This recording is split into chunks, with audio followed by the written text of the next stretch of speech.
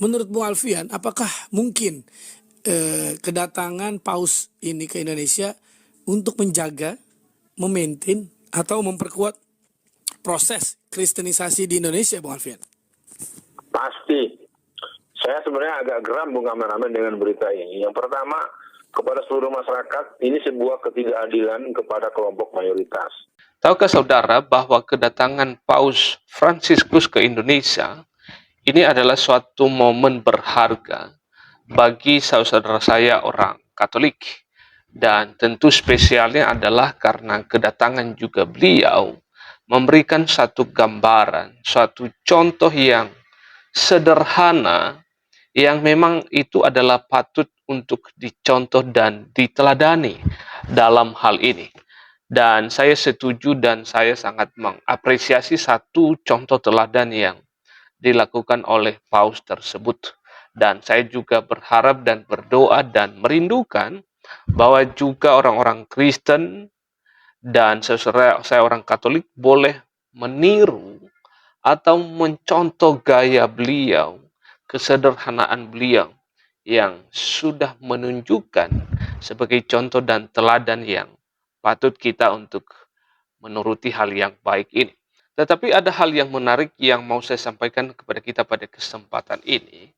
Ada beberapa oknum atau tokoh yang curiga dengan kedatangan beliau ini. Mereka satu opini atau spekulasi bahwa kedatangan Paus ke Indonesia itu bukan hanya sekedar datang biasa saja, tetapi ada tujuan, ada maksud lain, ialah memperkuat kristenisasi di Indonesia. Apakah benar demikian? Namun saya ajak kita terlebih dahulu untuk melihat dan menyimak beberapa pernyataan satu tokoh tersebut yang muncul di video ini. Dan nanti saudara boleh memberikan masukan dan tanggapan saudara setelah melihat satu video berikut ini. Mari kita lihat secara bersama-sama. Kunjungan apostolik setelah 35 tahun. Jadi kunjungan pertama pada tahun 1970 Paulus ke-6, kemudian tahun 1989 Paus Yohanes Paulus kedua, dan sekarang beliau hadir di sini. Nah, ini tentu sekali lagi kebahagiaan dan kebanggaan bagi kita semua. Dan tadi beliau menyampaikan pesan bahwa pentingnya bagaimana kita menjaga dialog antar iman. Karena dialog antar iman itu menjadi kunci bagi toleransi dan perdamaian dunia. Saya kira ini juga hal yang akan nanti dibicarakan bersama dengan Presiden Jokowi besok hari. Dan insya Allah saya juga akan mendampingi beliau. Dan acara di Istiqlal nanti juga penting. Karena setelah pertemuan dengan Presiden, nanti beliau akan melanjutkan di Istiqlal ada acara Interfaith Dialogue. Saya kira ini manifestasi dari apa yang tadi beliau ucapkan, bahwa dialog itu menjadi kunci utama bagi sukses perdamaian, bukan hanya dunia tetapi antar umat manusia. Nah, saya kira ini pesan paling penting yang disampaikan oleh beliau, dan tentu saya atas nama pemerintah menyampaikan selamat datang kepada Paus Fransiskus ya, di bumi Indonesia, di bumi Pancasila, di bumi keragaman, dan di bumi yang Bhinneka Tunggal Ika. Saya kira itu. Menurut Bung Alfian, apakah mungkin kedatangan Paus ini ke Indonesia untuk menjaga, memaintain, atau memperkuat proses kristenisasi di Indonesia, Bung Alfian? Pasti. Saya sebenarnya agak geram, Bung Kameramen, dengan berita ini. Yang pertama, kepada seluruh masyarakat, ini sebuah ketidakadilan kepada kelompok mayoritas. Bahwa ini adalah sebuah komando Laskar Kristus, komando Katolik, untuk memenangkan kepentingan jaringan mereka, ya apalagi pilkada kita 515 titik, 515 pilkada serentak.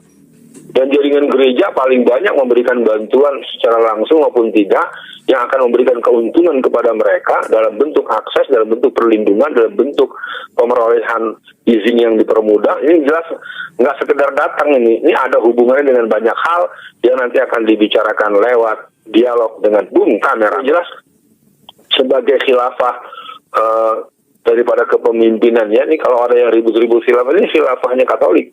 Khalifah tanda kutip ya maksud saya. Dia ini adalah koordinator sistem kenegaraan. Di Katolik ini memiliki sentra kegiatan di Vatikan. Yang di Vatikan itu adalah sebuah komando negara dalam negara. Ya, kalau sampai di antara para pemirsa belum paham nih, saya kasih tahu. Jadi kedatangan ini dia mempertontonkan kepada kita itu nggak punya hak mempersoalkan. Kalau mau datang aja, nggak usah orang-orang, apalagi sih saya budi nyuruh orang kerja di rumah, work from home. Ngapain? Udah biasa aja masing-masing. Coba kita ingat, apakah ketika datang kunjungan Rabita Alam Islami, pertemuan para pemimpin negara sana, mereka juga kena macet juga kok. Kenapa itu nggak dikasih WFA?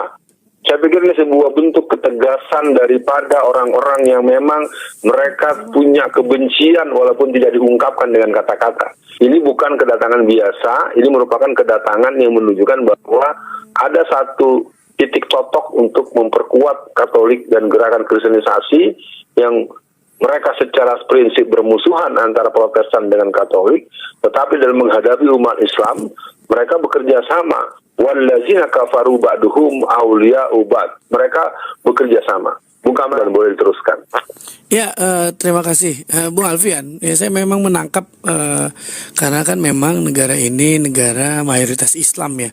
Ketika ada ketika ada acara yang Islam lakukan yang besar, harusnya kan disikapi sebetulnya harusnya lebih mantap lagi oleh pemerintah kita. Tapi ini mungkin pemerintah kita agar dianggap toleransi baik, ini mungkin Yakut juga akan terdepan nih Bung Alfian menyambut kedatangan Paus. Karena kan ini Menteri Agama yang sayang pada Paus. Nah Bung Alfian, untuk akhir sesi kali ini, kristenisasi adalah hal sebetulnya yang sangat diwaspadai, salah satunya oleh NU juga. Bung Alfian pernah sampaikan ada sesepuh atau almarhum dari tokoh NU yang sudah meninggal yang mengingatkan bahwa sekarang warga NU ini abai dengan munculnya kristenisasi. Nah sekarang kristenisasi itu dianggap tidak terlalu berbahaya Bung Alfian. Padahal menurut saya ya bisa dilihat dalam Bung Alfian, beberapa anak artis atau anak pengacara terkenal di Indonesia itu bisa pindah agama. Ini kan dari Islam ke Kristen, ini kan ya salah satu yang mungkin menurut saya misi-misi kekristenan mereka yang mereka bawa Bung Alfian. Jadi mungkin untuk akhir sesi kali ini lebih sebetulnya bukan kita benci pada kedatangan Paus gitu, tapi harusnya mensikapinya misalkan sama-sama atau proporsional lah kira-kira gitu. Apa pesan Bung Alfian agar masyarakat atau warga pribumi Muslim Indonesia itu lebih hati-hati, jangan terbawa FOMO misalkan, atau terbawa euforia nanti jadi mempengaruhi akidah, karena saya rasa ini sedikit banyak juga bisa mengganggu akidah umat Islam yang lemah Bung Alfian. Apalagi kan Menteri Agama sangat memuja-muji Paus. Nanti kan orang-orang yang di daerah yang ngefans sama Yakut kan bisa mikirnya, oh berarti Paus ini baik ya, begini ya, padahal punya misi tertentu. Untuk akhir sesi kali ini, apa pesan Bung Alfian untuk umat Islam Indonesia? Silakan. Ya, yang pertama, kristenisasi merupakan sebuah gerakan yang relatif kurang mendapatkan perhatian yang khusus dalam menghadapi mereka. Pada sidang Dewan Gereja tahun 1967 di Ambon, mereka sudah mencanangkan untuk mengkristenkan Pulau Jawa selama 25 tahun dan mengkristenkan Indonesia pada 50 tahun ke depan.